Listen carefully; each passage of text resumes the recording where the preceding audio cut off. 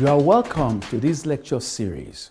I am Professor Niyi Makinde of the Department of Obstetrics, Gynecology and Perinatology, College of Health Sciences of the Obafemi Awolowo University, Ile-Ife, Nigeria. We are going to address our minds to the this lecture titled Communication, Interpersonal Skills and Medical Ethics. The objectives that at the end of the lecture, you must be able to list the various steps involved in an ideal doctor-patient relationship. Secondly, you must be able to highlight the importance of each step. And thirdly, you must show respectful tolerance to the patient, even in difficult circumstances. The doctor-patient relationship.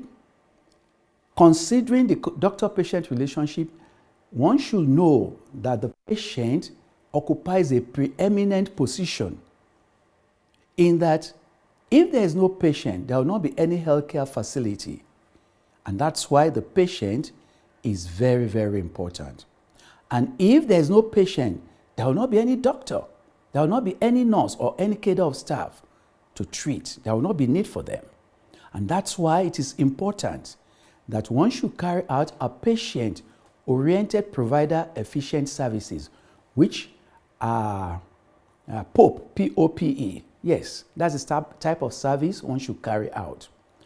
And secondly, when a patient comes to the healthcare provider, the doctor, he or she expresses disorder function or anatomy, any part of his or her anatomy, and that's what the patient calls symptom, which is subjective.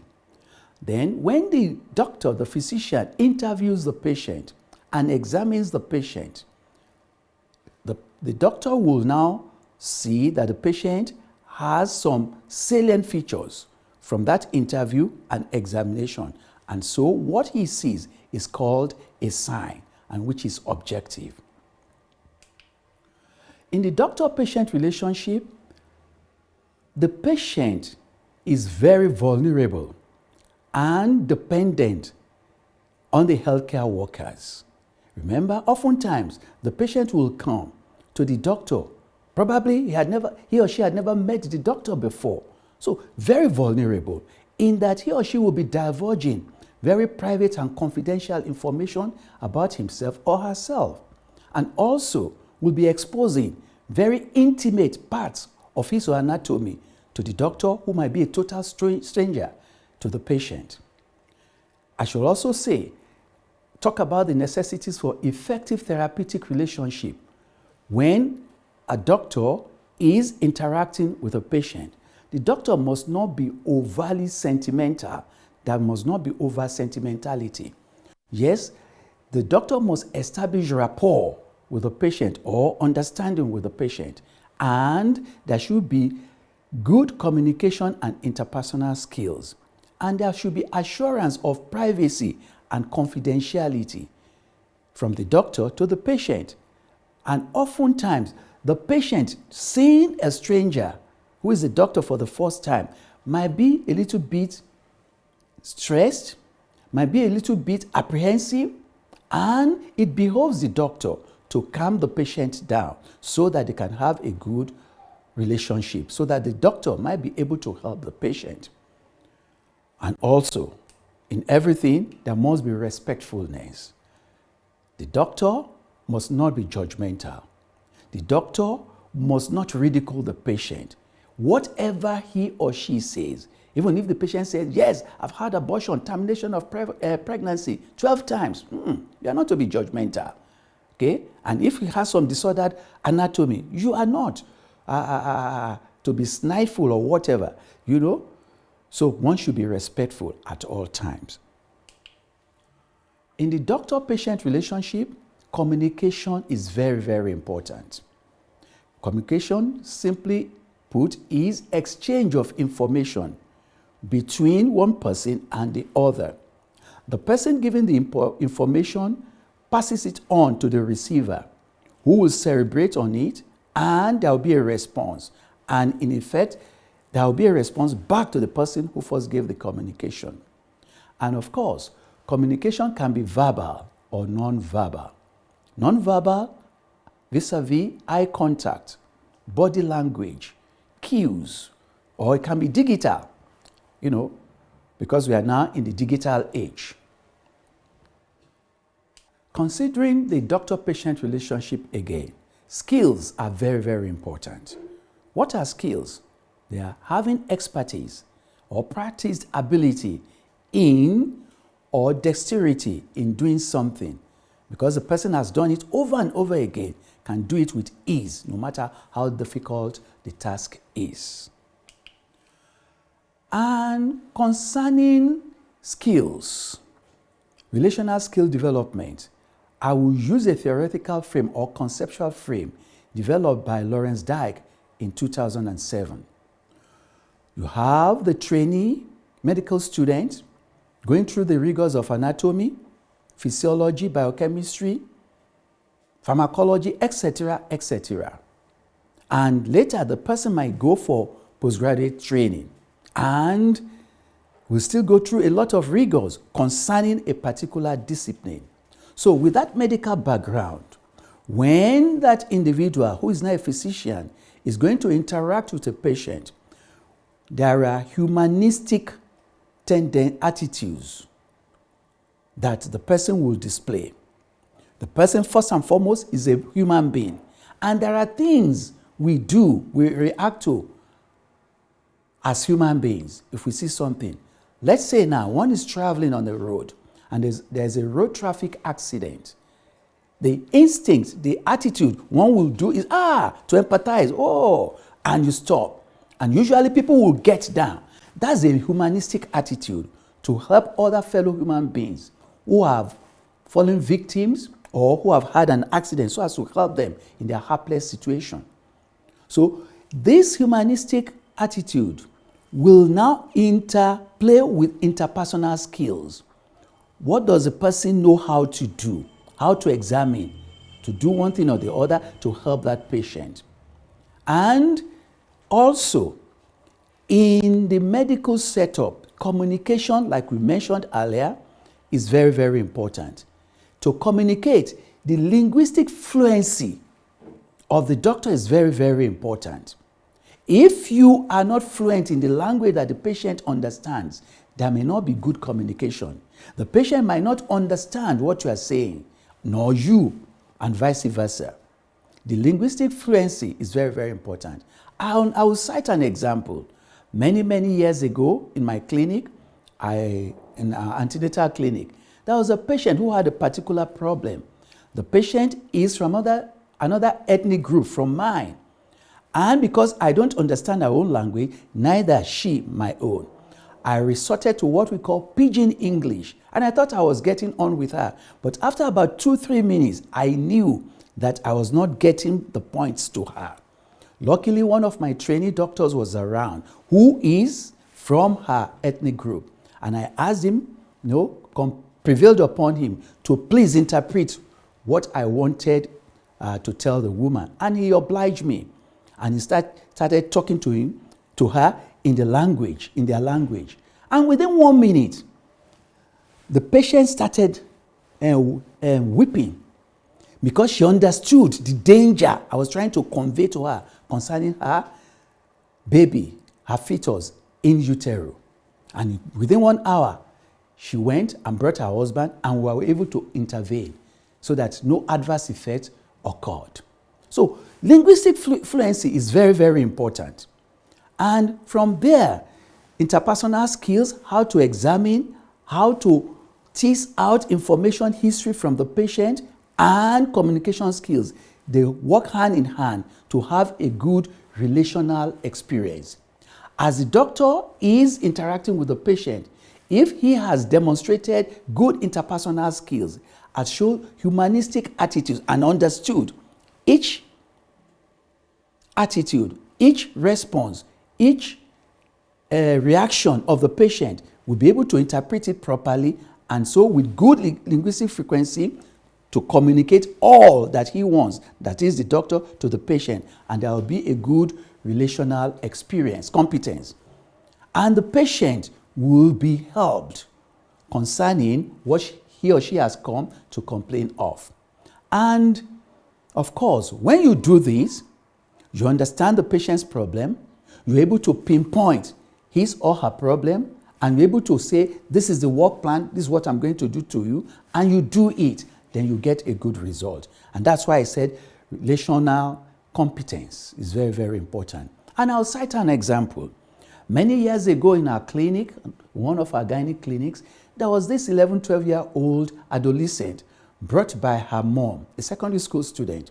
She had a particular gynecological problem, which had been worrying her for 1 or 2 years.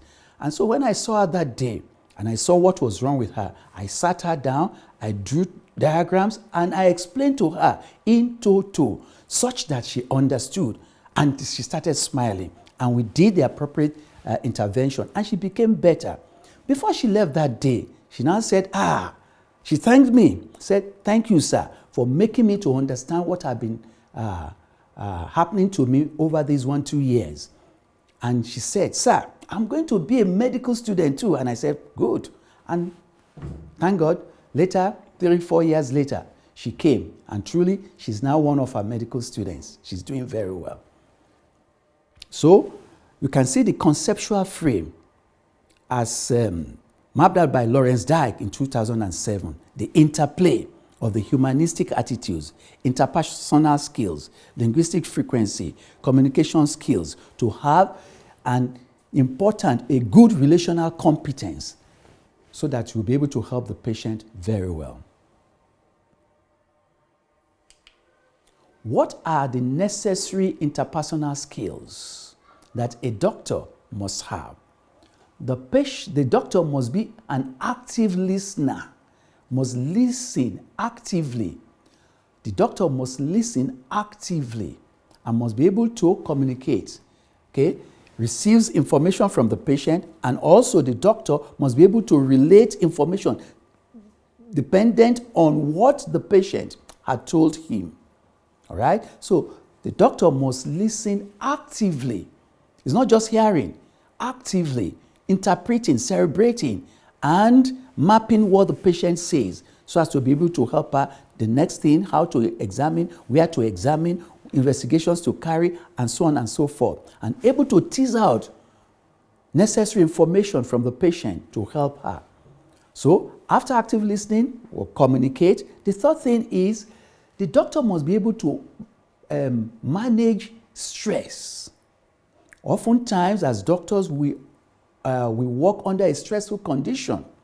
The doctor must be able to handle his own stress level, must not be too stressed to be able to help his or her patient. And also, I said earlier that when a patient comes to the healthcare facility, he or she is coming to see someone whom probably she had never seen before. And that can be a bit stressful.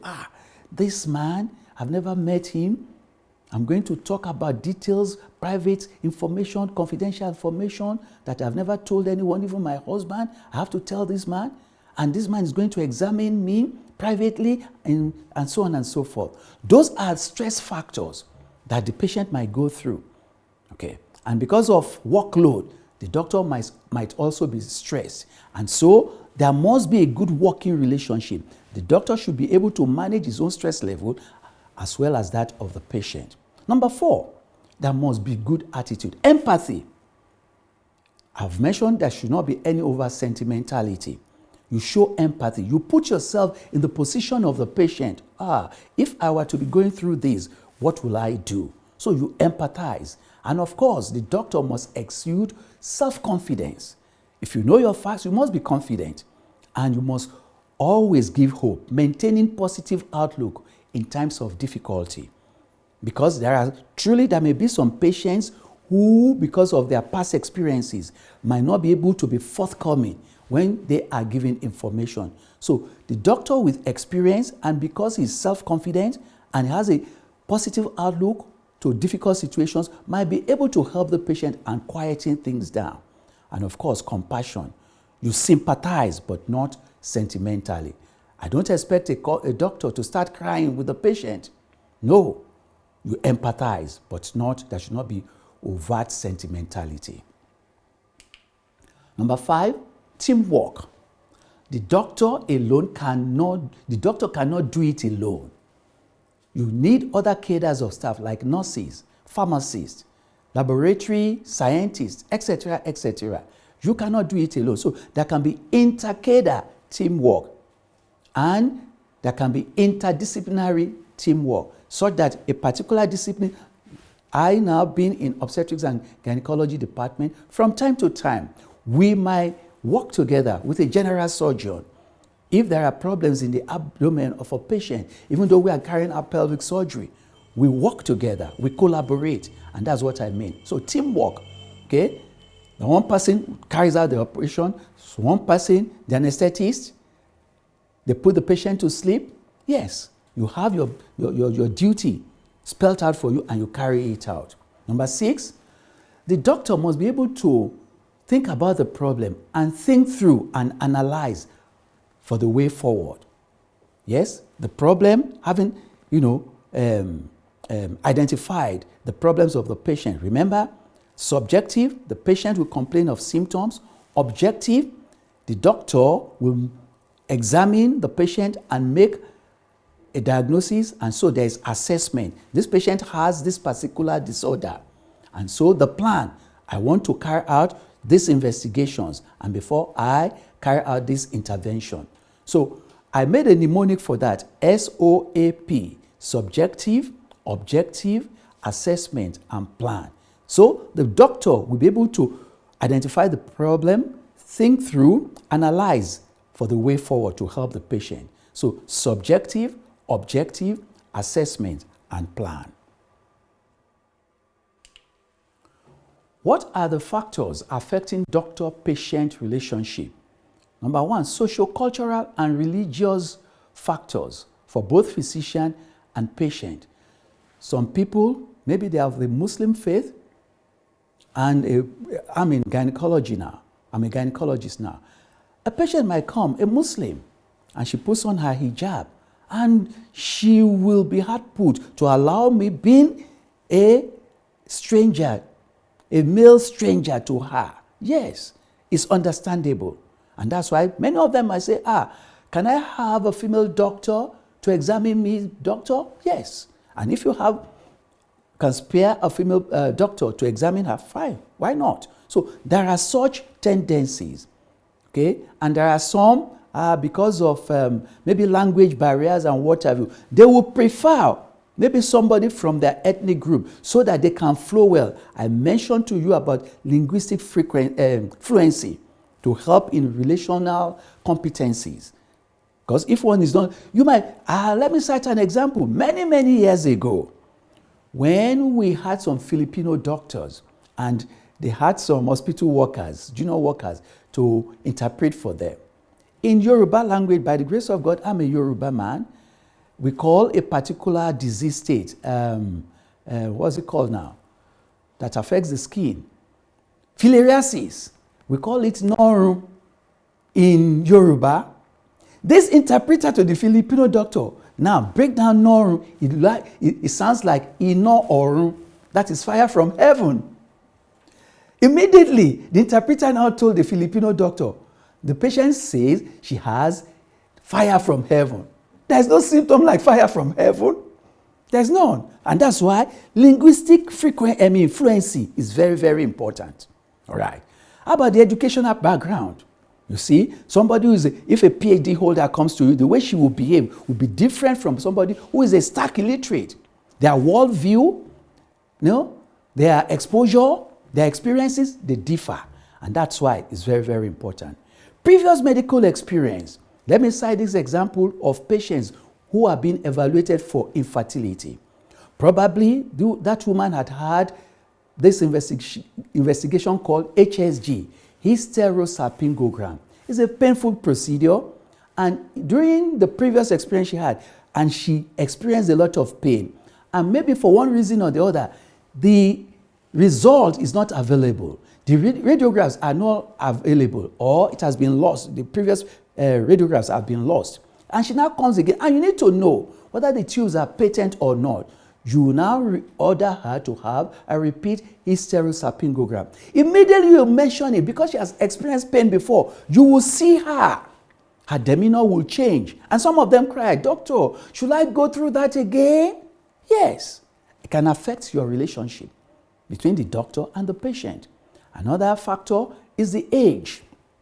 If the patient is still a minor, the way she will behave will be different from somebody who is very old.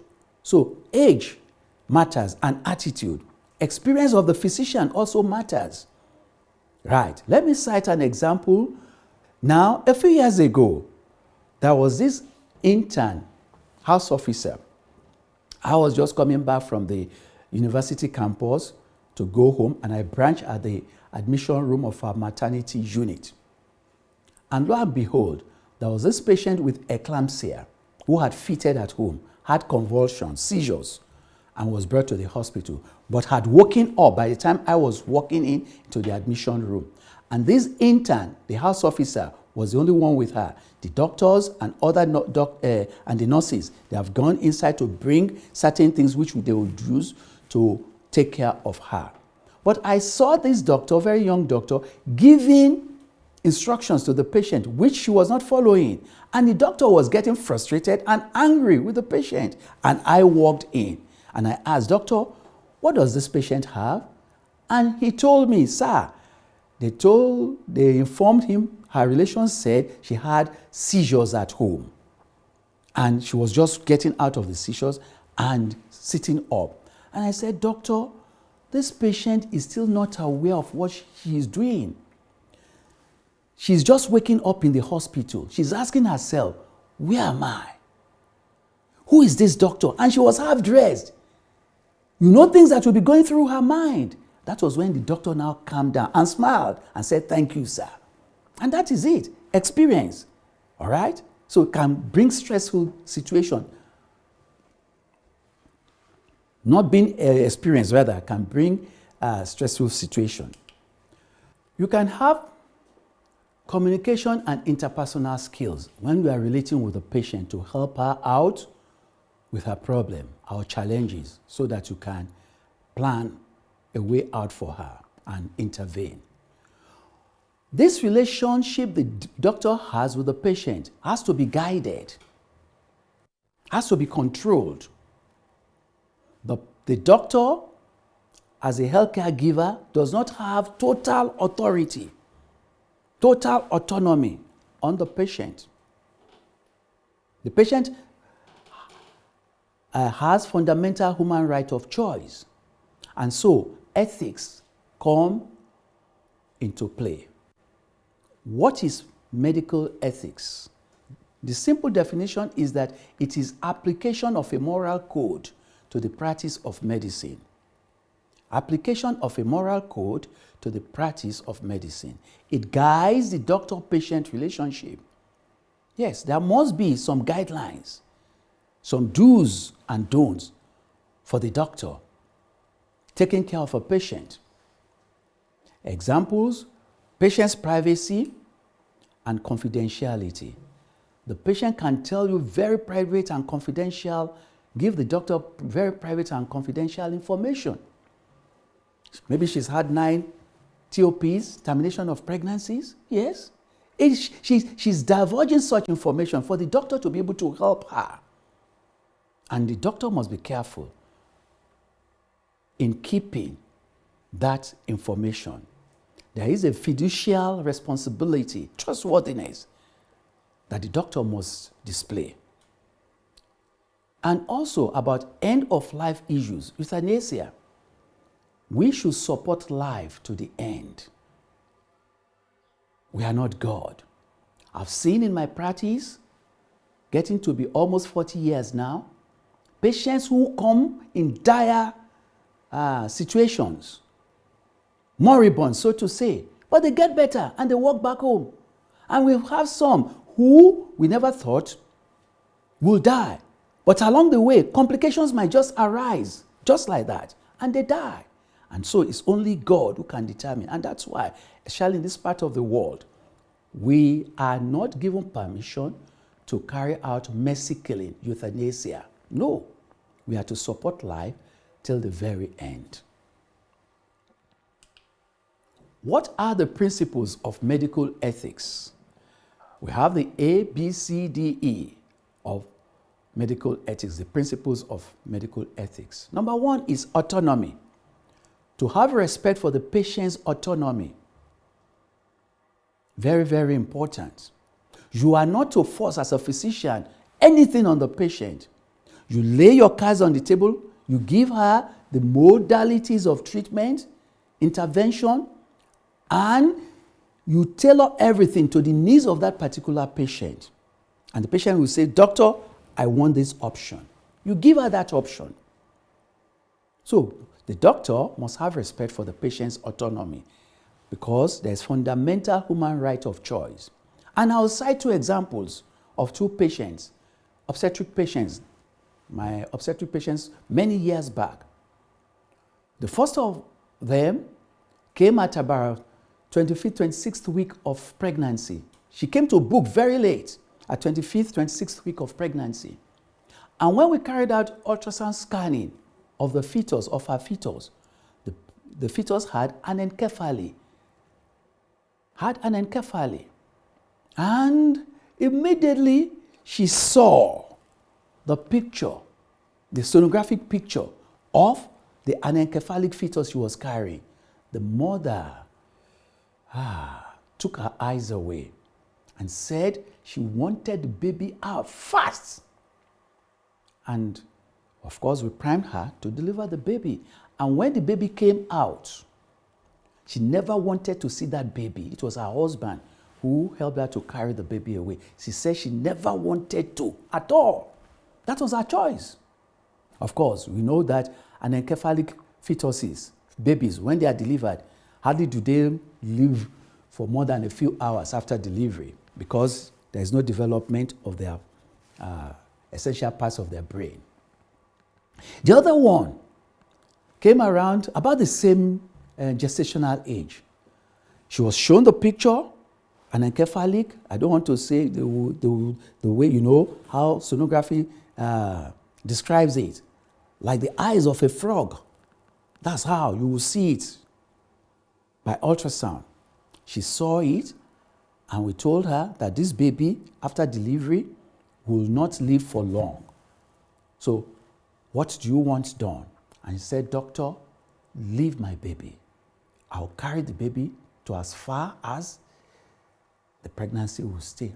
And we agreed with her. She came about 4 weeks after. She had pre-labor rupture of membranes, and of course, she fell into labor. That was around 30 weeks of pregnancy, and she delivered the baby. Of course, within 30 minutes of delivery, the baby died. But that was her choice. See, the first one never wanted that baby out like yesterday. And here was this one, knew that the baby had a major congenital anomaly, still wanted the baby to carry the pregnancy on. That was that baby's life. She was given life, like she quoted to me, to the baby. And we are still there. So autonomy, very, very important. You can see the two different reactions. The second one is beneficence, the B of it, beneficence. You think about the welfare and the quality of life the patient will live after your intervention as a doctor. Let me cite this example. We carry out total abdominal hysterectomy for a patient, maybe due to huge fibroid, which symptomatic. And of course, while you are operating, I always stress it to those around me, my assistants and what have you, that maybe the woman, just 45, 48, still middle age, that's not the end of her sex life. She's happily married, and I don't want to cause any disharmony in their home. And so, while we are getting to the top of the vagina, I make sure I create enough room so that the vault will be long enough so that she can experience good coital relationship with her husband. Because there's that tendency, if we cut the vagina too short during total abdominal hysterectomy, it might be too short. And when she wants to have conjugal relationship with her husband, There could be painful intercourse, what we call dyspareunia. So that matters. The quality of life the patient lives after an intervention matters. And that's why I follow them up for at least 1 year. It is after 1 year, I know no matter how long the patient runs away from the husband, within 1 year, the husband will have made an attempt to have sex with her. And so I will know. So later they'll come and tell me, then I'm satisfied. Because my intervention should not cause disharmony, disruption of that family. So the quality of life matters a lot. All right? And of course, a patient that has bilateral mastectomy, okay? She does not want, when she goes for maybe a party or something, she does not want her front, her chest to be flat, can put prosthesis. Yes, she will feel fine and what have you. And of course, the example, which is worldwide, she said it herself, the American actress, Angelina Jolie. So I'm not betraying any, she was not my patient. She said it. She said it openly to the whole world. She had bilateral mastectomy and she put on prosthesis there. The C aspect is confidentiality. I've mentioned that earlier about HIV status disclosure. Because I'm a gynecologist, I'll mention all my patients are women or children or girls, okay? But we interact with men too, one way or the other. Now, I've mentioned it, disclosure of HIV status. From time to time, when she's found to be positive in pregnancy, she will say, "Doctor, I don't want my husband to know. I don't want my husband to know yet." You must respect that. But by and by, we have a way of telling them that we need to, because the man will need to be helped too. What if he's also positive? He will need to be taking drugs and all the other interventionary measures as well. Okay? So over time, we cancel and cancel again, and eventually the woman agrees. We have a way of making them to agree by saying, "You are going to deliver." And we tell the husband, we will not say, "Your wife is positive for HIV." All we need to say is that, "Mr. Man, your wife is going to deliver. Peradventure, she will need a cesarean operation. And we want you to provide blood for your wife." Yes. And when we are doing that, we test him. And of course, we relate to him whether he's positive or not. And if he's positive too, it makes things easier. And say, "We tested you and you are positive." And from time to time, you see some of them, "Don't tell my wife." Eventually, we have a way of getting over such issues. The D aspect is do no harm. Do no harm. Null malfeasance. Primum non nocere. Primum non nocere. A very recent case that happened in Kenya, there was a mistake, there was a mix-up in Kenya. 2 patients who were,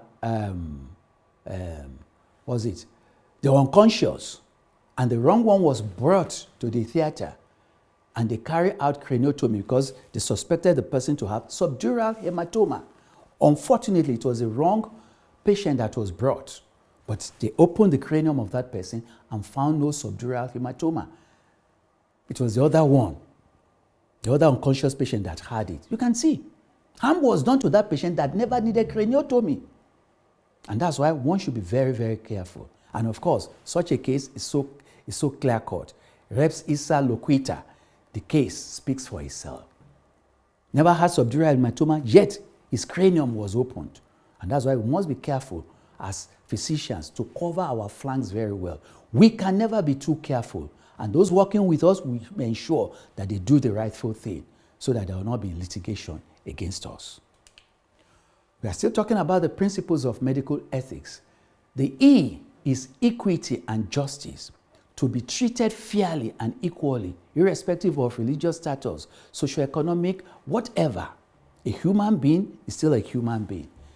Ethnic, no, there must not be any ethnic bias when you are treating a patient. I'll put off my religious persuasion when I'm treating somebody who has a different persuasion from mine. I should not, because I belong to a particular religious persuasion, and treat another person who does not belong to my own religious persuasion wrongly. No, it is unethical. It is unethical. All right? And Well, I know this can be controversial. Termination of pregnancy. Some doctors, even though the law does not say we should do it, but some will find a way to do it. Why? I'm of the opinion that the developing conceptors, the baby developing inside the woman, immediately the spermatozoon and the ovum, they meet, the conceptors developing is a human being. I believe so. That conceptus is not a non-person. Some people believe it's a non-person. It's not a person at all. Some people believe it's a potential person. But I'm of the opinion that that person, the developing conceptus, whether fetus, whether embryo, is a person with potential. And that's why I don't advocate it. And of course, I will cite the example of the celebrity, I've forgotten her name, about 1-2 years ago, in our country, Nigeria. She bagged a PhD at the University of Lagos. She bagged a very beautiful woman. It was that day that she divulged information that she is the product of rape. Her mother was raped by somebody, who was not her husband. But the woman kept the pregnancy. And that this woman in her late 20s, 29, 30, graduated and bagged a PhD. What if she had been killed? And truly, she's a beauty to behold. And she bagged a PhD as well. She could have been killed and would not have known about her. But I'm not making any bones about this. That's what I believe. Other principles that one can think of are accountability, fidelity. You must be true. If I see a woman with fibroid now, and the fibroid is this small, it's not symptomatic, I should not, because of pecuniary gains, I say, okay, woman, go and bring such and such, thousands of naira, when the surgery is not necessary. I should not. It's unethical. When you know that surgery is not necessary, to force the surgery upon the woman. It is unethical. Yes. Then what do we have as professional hallmark of a good physician? One, every doctor must aim to be a good physician. To be a good physician, you must be compassionate. Yes. That humanistic attitude you should do. This woman is bleeding. She could die. What if this woman were to be my wife? What if this woman were to be my daughter? What if this woman were to be my mother, my auntie, and so on and so forth? Yes. You will not want any of your relations hapless relations to fall victim and die like that? Yes. You must be compassionate. The humanistic attitude of compassion, every doctor should have it. Then self-sacrifice. From time to time in our country, our healthcare system is not up to par. And so you might need to extend yourself to make sure your patient does not die unnecessarily. Like it happened in my own setup a few days ago. A consultant was on call, and this patient had severe antepartum hemorrhage, and she was nearly exsanguinating. Blood was coming out per vagina. And there were things they needed so as to be able to help her. The anesthetics, some anesthetic drugs, which if they waited because of the system, it might take 1.5 hours before they got everything. This doctor provided money from his own pocket to get all these things assembled so that the surgery could be done. And they saved the life of the woman. That is self-sacrifice. The doctor never needed to do that. But then, because of the compassion he had for the patient, he extended himself and coughed out money and quickly made somebody to buy all the drugs so that they could save the life of the woman. Self-effacement. As a doctor, whatever things you achieve, you should not be pompous. You should not be puffed off. You should be humble. Medicine is a noble profession. God has given you the opportunity to help your fellow human beings so that they can have a good life, so they can live good lives. And that's it. You give glory to God. And that is it. Then, as a doctor, I said I'm almost 40 years in the profession now. If I don't go for periodic updates in skill sets and knowledge, I'll be a quack by now. So, as a doctor, you need periodically 3 to 5 years to have major updates. You read journals. Nowadays it's webinar, updates, lectures, workshops, and what have you. Yes, you update your knowledge. You interact with people, fellow doctors, iron sharpeneth iron. And it's very, very, you cannot know it all. And people will gain from you, and you also will gain from people. So periodic updates in skills, sets, and knowledge. And also, to be a good physician, there must be maintenance of trustworthiness, which I call the fiduciary responsibility of the doctor. Whatever you are told, whatever you see concerning a patient, please maintain it, maintain the secrets, so to say, of the woman. Then as a doctor, you must avoid being burnt out. Don't overwork yourself to the extent that you are so stressed out and your own health will be in danger. No, please. You love yourself too by not allowing yourself to be in danger through extreme stress. Okay? Avoid being burnt out. So the physician's health is very, very important. And I like what they do in Britain. Okay? And that's why many of our younger doctors, they are trooping there now. When they are on call, maybe 3 days on, they'll give them about 2-3 days off. Because they believe when a doctor is stressed out, is tired, that doctor is a dangerous doctor. A tired doctor is a dangerous doctor. Can sleep, can whatever.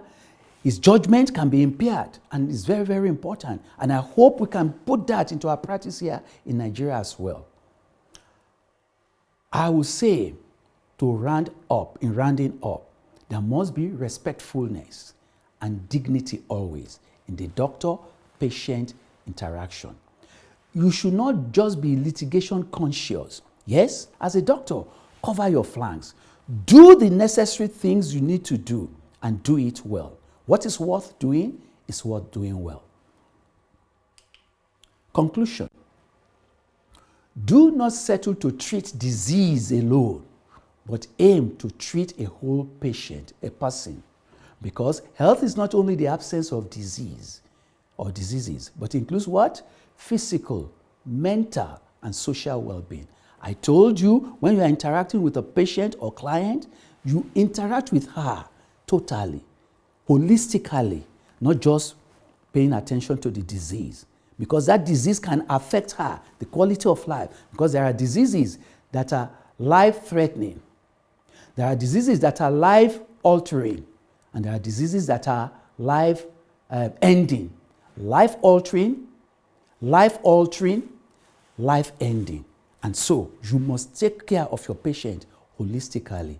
And above all, there must be respectfulness and dignity in handling patient. Okay? Yes, you cover them up when you want to examine. Don't just say anything anyhow. Screens and what have you, everything, they are very, very important. They appreciate it, and I'm talking from experience. And lastly, I will quote my late teacher, who over 40 years ago, when he was teaching us on medical ethics, and I'm talking about the late Professor Michael Akintayo Bankole, who died in 2018. He told us when he was rounding up his lecture on ethics that after you have interacted with your patient, the patient must be able to tell you as a physician, "Thank you, doctor." And I behoove you listening to this lecture, that after you have interacted with your patient should be able to tell you, "Thank you, doctor."